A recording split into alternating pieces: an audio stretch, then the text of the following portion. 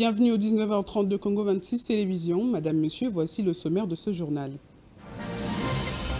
Au front militaire du Sud Kivu, 12 agglomérations passent sous contrôle des patriotes. Un sévère revers pour les forces d'occupation rwandaises et leurs supplétifs du M23. Stabilité macroéconomique, nous sommes dans les finances publiques. Kinshasa rassure, malgré la guerre imposée au pays par le Rwanda dans la partie est du pays. Vous suivrez l'argentier national Doudou Fwamba dans ce journal. Agression rwandaise, le mécanisme national de suivi de l'accord d'Addis Abeba dénonce le carnage de Goma et les atrocités commises dans la partie orientale du pays par les terroristes sous les ordres de Kigali. Et puis l'affaire Boukangalonzo refait surface. Matata, Grobler et Mutombo devant les juges le 14 avril prochain à Kinshasa. Le ministère public poursuit les 3 personnalités devant la Cour constitutionnelle siégeant en matière de répressive. Voilà tout pour les grands titres, voici le développement. L'affaire Boukangalonzo refait surface. La Cour constitutionnelle a fixé au lundi 14 avril 2025 la reprise du procès impliquant l'ancien Premier ministre Matata Ponyo et consorts. Une audience très attendue marquant une étape déterminante dans la lutte contre l'impunité et la quête de justice autour de ce dossier. Boukangalonzo, le plus grand scandale financier en République démocratique du Congo, n'est pas encore jeté dans les oubliettes. Le procès lié à cette affaire refait surface. L'ancien Premier ministre et ses complices sont poursuivis pour détournement présumé de fonds alloués au projet de ce parc agro-industriel. Le lundi 14 avril est la date fixée par la Cour constitutionnelle siégeant en matière répressive pour la prochaine audience publique. Matata Ponyo Mapon Augustin, Grobler Christo Stéphanus et Mutombo Nyembo Deo Gracias seront devant les juges de la haute cour.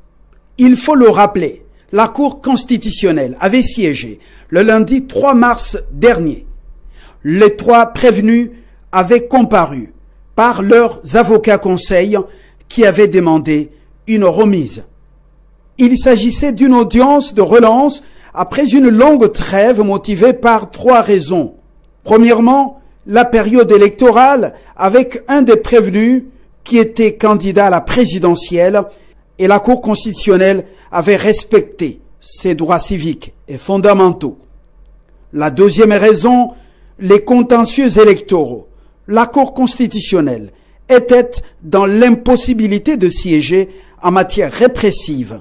2 membres de sa composition avaient épuisé leur mandat de 9 ans à la haute cour. Leur remplacement a eu lieu en février dernier. En plus, il y a eu nomination et prestation des serments de nouveaux procureurs généraux près cette juridiction.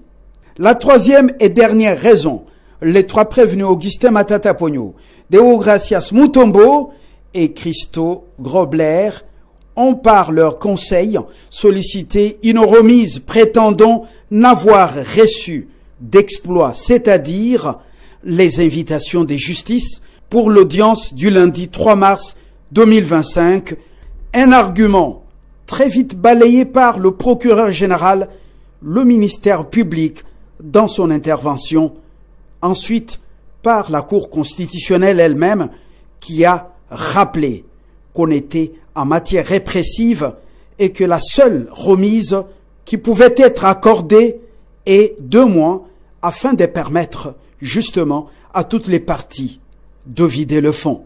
La Cour constitutionnelle avait rappelé que la remise est contradictoire à l'égard de ces 3 prévenus, donc pas d'invitation, la date étant connue, ne soulevant aucun prétexte. Rendez-vous le lundi 14 avril dans la salle d'audience de la Cour constitutionnelle. Je crois ce sera à partir de 11 h, heure de Kinshasa.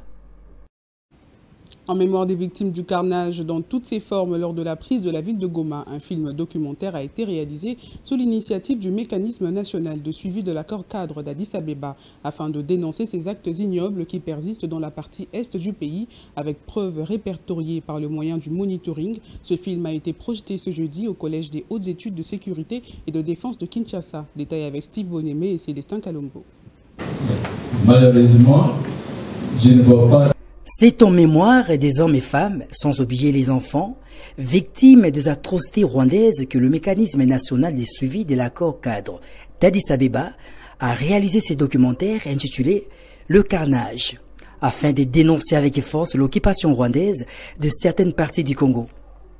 Cette journée est marquée par les différents témoignages de ceux qui ont expérimenté le carnage dans toutes ses formes lors de la prise de la ville de Goma par l'armée rwandaise et ses supplétifs du M23 en mettant un accent particulier sur les femmes congolaises ayant subi des abus sexuels, formulant ainsi des recommandations au gouvernement pour leur sécurisation. Et l'honneur de la femme est vraiment bafoué, des viols, où on a vu ici comment on a violé les femmes au nombre de 158 personnes et on les a brûlées dans cette prison-là. Et nous voulons vraiment avec cette énergie qu'on puisse tout faire pour resécuriser les femmes, sécuriser les enfants, surtout dans les milieux là. Prenant la parole pour clôturer cet événement, le ministre de la Communication et Médias, Patrick Mouyaya, a rassuré les Congolais sur les efforts consentis par les gouvernements de la République pour mettre fin à cette guerre. Je vais terminer en disant, peut-être que les gens ne se rendent pas compte. C'est vrai qu'aujourd'hui nous avons des parties du territoire qui sont provisoirement sous occupation, mais cette guerre on va la gagner.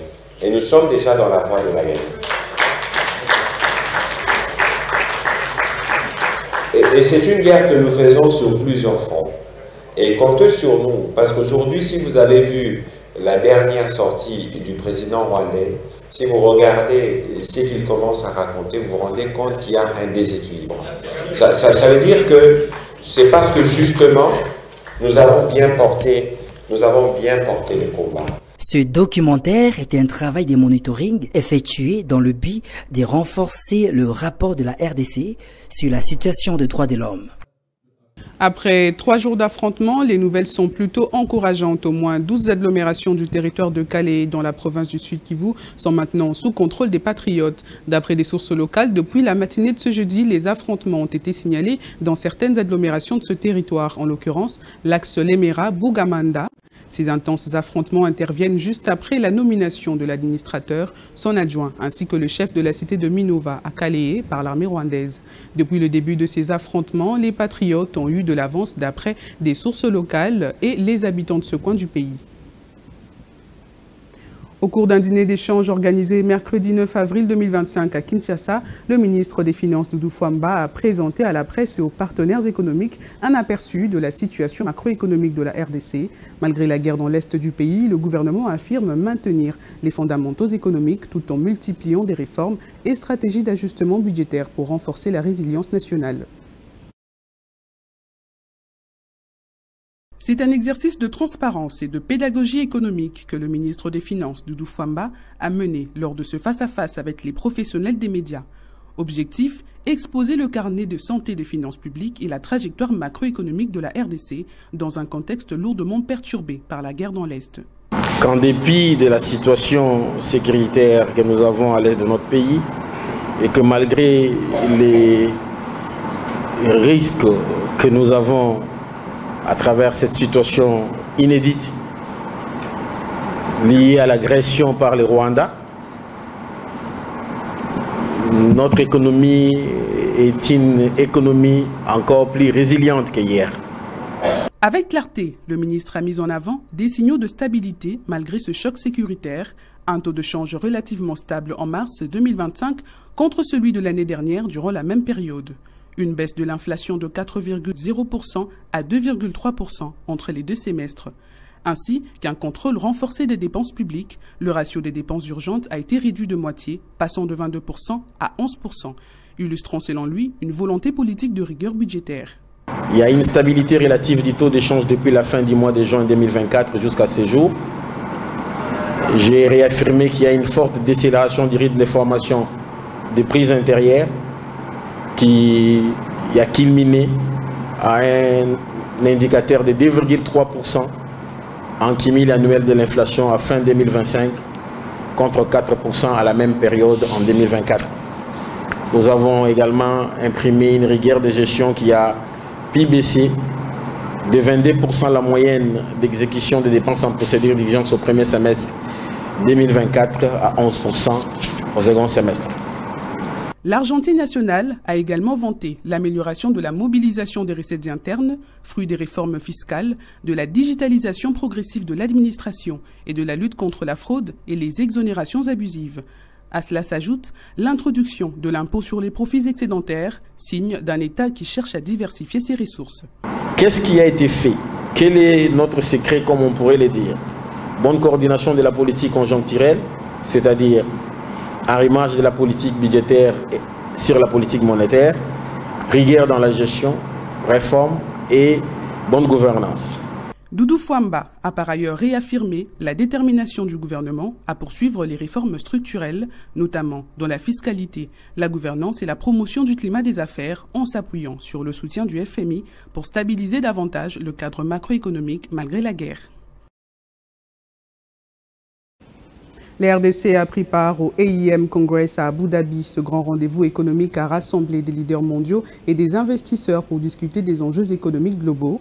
Représenté par la Première ministre, le pays a trouvé les mots justes pour convaincre sur son auto-vision stratégique d'une destination incontournable pour les investissements internationaux.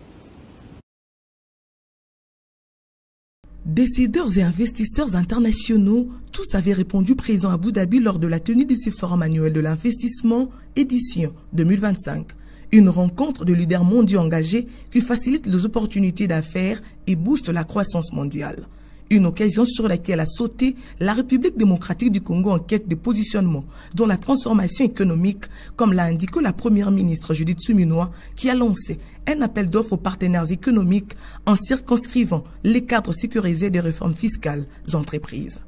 Située au centre du continent noir, la République démocratique du Congo détient une des économies prometteuses en sa qualité de première productrice du cobalt, avec d'importantes réserves de cuivre, deuxième plus grande forêt tropicale du monde avec des espèces rares et un potentiel exceptionnel touristique et une jeunesse dynamique sont là le béquille sur lesquels s'appuie le pays. Des atouts qui lui donnent une position au sommet de l'échelle économique avec une feuille de route pour un investissement chiffré à 94 milliards de dollars américains dont il rassure 54% de financement sur fonds propres. Judith Suminwa a appuyé son argumentaire en insistant sur l'investissement en RDC qui contribue à bâtir une Afrique de demain résiliente, innovante et prête à relever des défis mondiaux.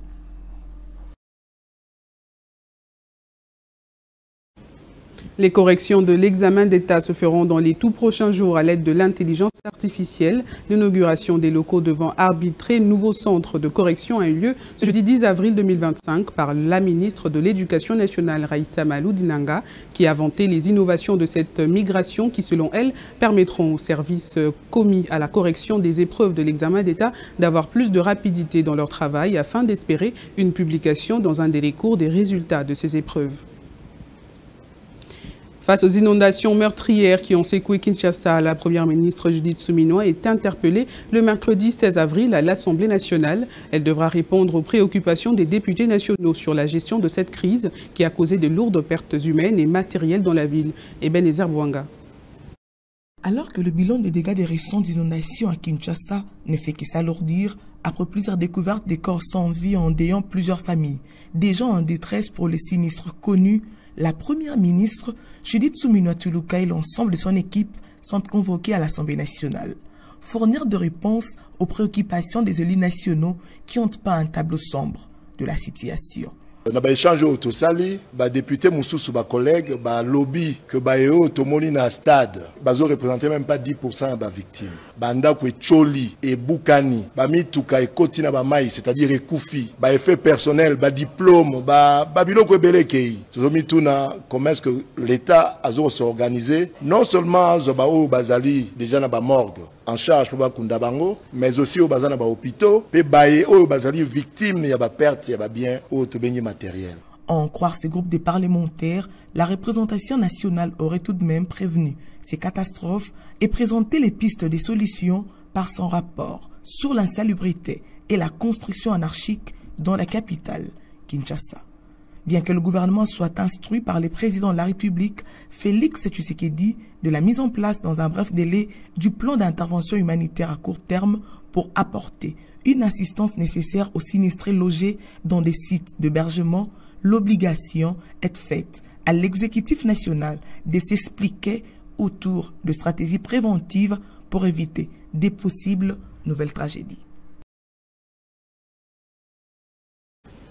Après quelques mois de service au sein de l'ASV Club de Kinshasa, l'entraîneur sénégalais du club vert et noir de Kinshasa, Youssoufa Dabo, quitte les Moscovitch. La nouvelle de la résiliation de son contrat avec le club est tombée ce jeudi 10 avril 2025. Les deux parties se séparent à l'amiable après concertation sur les thèmes de résiliation. Deux raisons sont à la base de son départ du club. D'abord, son nouveau contrat comme adjoint de l'entraîneur sénégalais Aliou Cissé en Libye et ensuite la poursuite des formations en Tanzanie pour les titres de la CAF. L'ASV Club, qui a validé son ticket pour la phase de play-off du championnat national, sera momentanément sous la houlette technique du coach Bruno Ferry. C'est fini pour cette édition. Revoici ses principaux titres.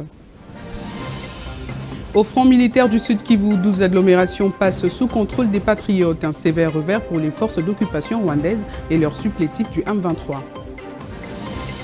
Stabilité macroéconomique, nous sommes dans les finances publiques. Kinshasa rassure, malgré la guerre imposée au pays par le Rwanda dans la partie est du pays. Vous avez suivi l'argentier national du Boufwamba dans ce journal.